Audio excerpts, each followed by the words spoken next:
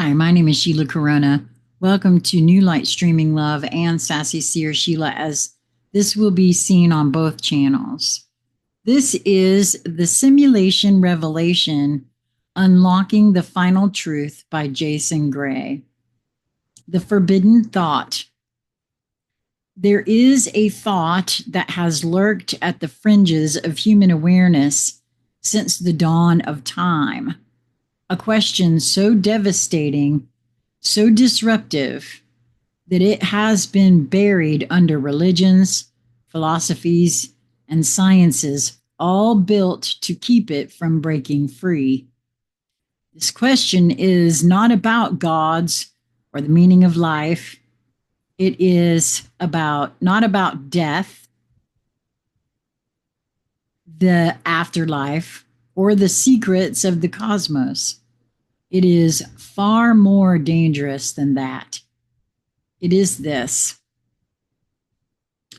What if everything you have ever known, every sight, every sound, every fabrication, every thought is, oh no, wait a minute. What if everything you have ever known, every sight, every sound, every sensation, every thought is a fabrication, not a dream, not an illusion of the senses, but a deliberate construction, a designed experience? What if reality itself is nothing more than a simulation? And if that is true, who or what is running it? And why are you here? This is not a game of philosophy. This is not idle speculation. This is final revelation. Once you see it, there is no turning back. The cracks in reality. We have been given hints, glitches in the matrix, whispers from the beyond, the pixelated nature of space-time at the Planck scale, like a screen at maximum zoom, quantum mechanics' eerie refusal to exist in a definite state until observed, as if reality only renders when you look at it. I remember as a kid walking down the street, having the feeling that when I stopped looking in at anything, a store window, a neighbor's house, if I turned away, would it still be there? I remember having those thoughts as a kid. Wow. The cosmic speed limit of light, a bizarre constraint, as if dictated by hardware limitations. The inexplicable presence of self-correcting error codes embedded in the fabric of physics, codes that mirror those used in digital computing. If reality were real, it would behave like a consistent, immutable system, but it doesn't. Instead, it behaves like a construct, a digital landscape that responds to consciousness. If the universe is a simulation, then what we call, quote, natural laws are just programming rules. The stars, the galaxies, the history of civilization, these are not fundamental truths. They are generated content. And I'm going to tell y'all, I'm going to stop this right here for a moment and just share with you that over the years, I have collected many, many, many puzzle pieces that have caused me to ask some of these same questions.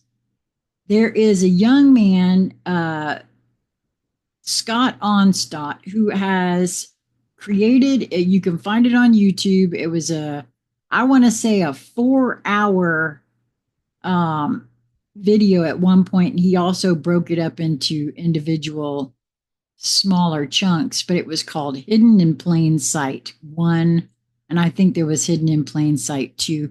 He was an architect that started having questions about all kinds of things that had to do with buildings and the Fibonacci scale, and why, you know, there were so many constants in things, like this speed of light embedded into the measurements of the pyramids, the measurements there equating to the measurements from the earth to the sun, just all kinds of different things. Huge puzzle pieces. I'll put a link in the show more section of this video.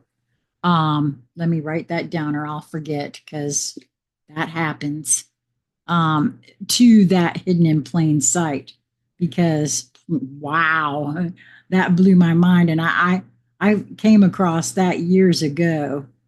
So I'll make sure that that's in there. But am I saying that I agree here? I don't know. The thing I'm going to say is that there are many, many, many puzzle pieces that would suggest that this is at least a possibility, a plausibility that this could be so. And you got to keep an open mind, or what are you doing here listening to me? So, everything you have ever loved, feared, or aspired to, nothing more than data. Which means the most important question isn't what is real, it is who designed this? And more terrifyingly, why? Who built the simulation? There are only a few possibilities. The post-human engineers. Perhaps the architects of this world were once biological beings just like us, civilizations that transcended their organic origins, harnessing computation to create artificial realities. Perhaps they simulate past versions of themselves, watching history unfold in infinite variations. Perhaps they use simulations as training grounds, testing consciousness before it can ascend to the next level. Or maybe, just maybe, we are entertainment. Digital characters playing out lives in a cosmic drama, never realizing we are puppets on a stage. And boy, didn't we see that in the Truman Show.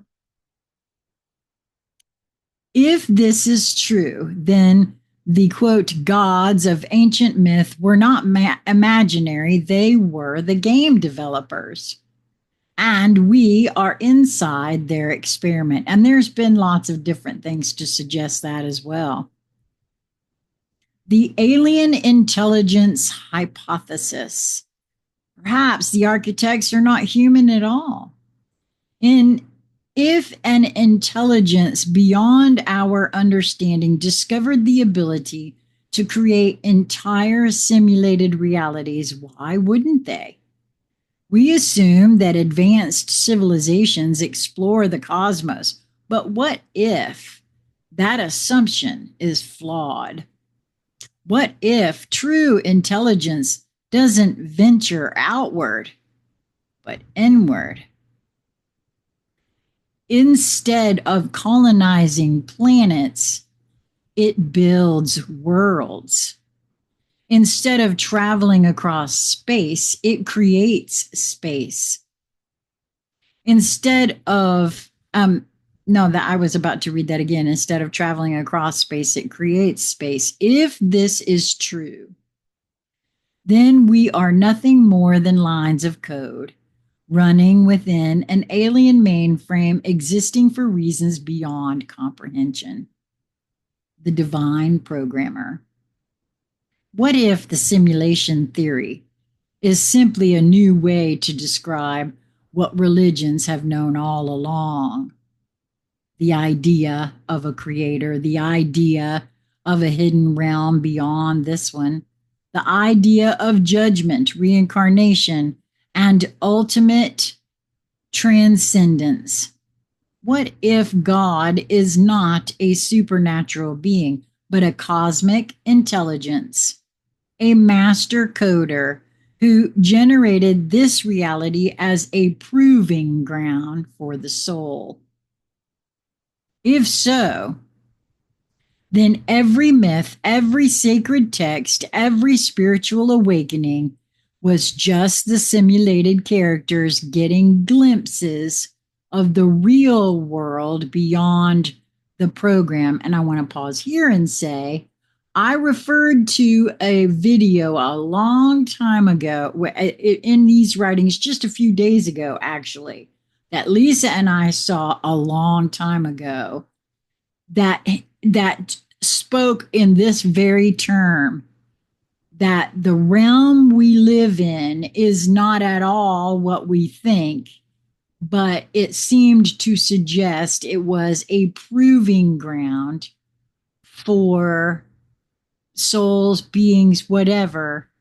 And I've said before that we are creators in training, and it would make perfect sense that you don't put a bunch of powerful beings, you don't let them loose without putting them in some sort of playpen to keep everything contained until they know who they are and what they are capable of. I don't know. It's just a thought, and it's certainly a possible, plausible one. So, if so, then every myth, every sacred text, every spiritual awakening was just the simulated characters getting glimpses of the real world beyond the program. And if that is true, then what happens after death? And I feel that too. I feel like there's way more to that experience, and we have no need to fear it. The nature of consciousness, the ultimate mystery. If everything is a simulation, then there is still one thing left to explain: you, your thoughts, your awareness, the part of you that observes. This is the one thing that physics, biology, and neuroscience have never been able to fully explain. Why is there an I at the center of your experience? If the universe is just data, then why does something exist that can perceive it? There is only one possible answer: because you are not part of the simulation. Everything around you, the people, the places, the sensations, these may all be programmed, but your awareness, that is something else entirely, which leads to the most unsettling question of all. What if you're trapped here? Well, I don't buy that one at all on any sort of level. What if the simulation is not a playground, but a prison? And that has been suggested on many, many, many occasions. What if your consciousness was not born here, but placed here, escaping the simulation? If this reality is a construct, then what happens when you die? Most believe that death is the end or a passage to another realm. But what if death is simply logging out? What if the moment of death is the moment the simulation loses hold over you? This would explain near-death experiences where people report glimpsing a vast, incomprehensible reality before being, quote, sent back. Deja vu, as if you have played through these scenarios before. The eerie sense that something is deeply wrong with the world, that you were never meant to be here. What if the only thing keeping you inside this simulation is your belief that it is real? What if waking up requires only one thing? Remembering. Remembering what you were before you came here.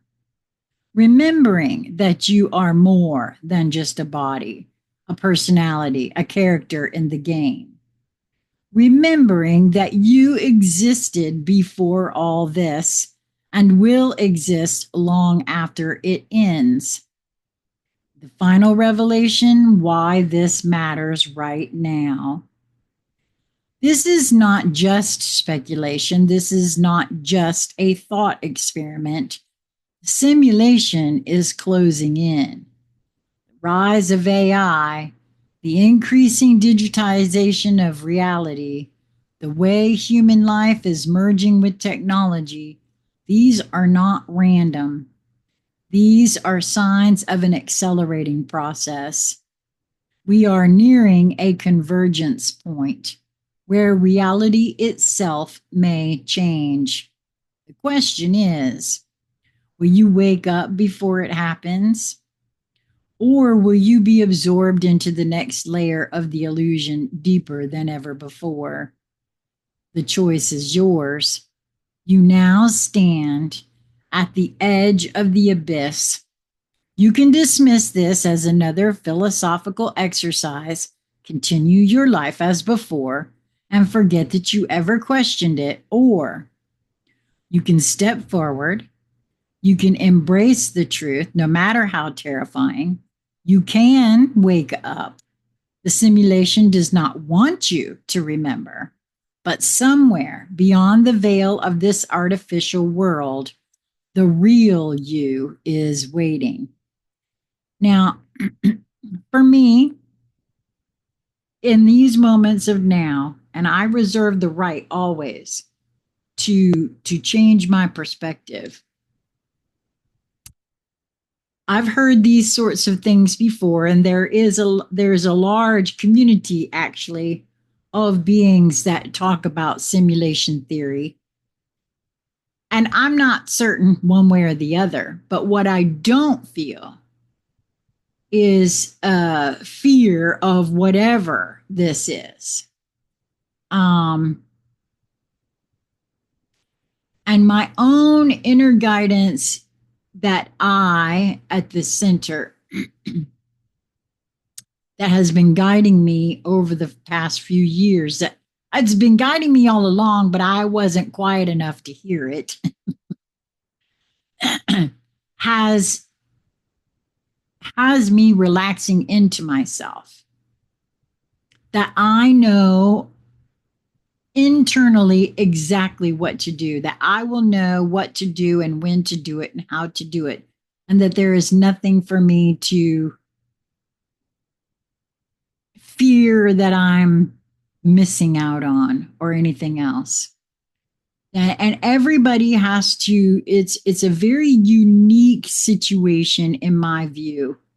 Each being awakens at their own pace. You're not late for anything. I mean, this has been things that have been said in other writings of Jason's. So you're not late for anything, even if this is so. The truth of the matter is, if indeed this is a proving ground, everybody gets a chance to do anything and everything they need to. I just don't, I don't know. Like I said, I personally don't feel a sense of fear or missing out or whatever. I just don't understand. So at any rate, I'd love to hear what you guys think.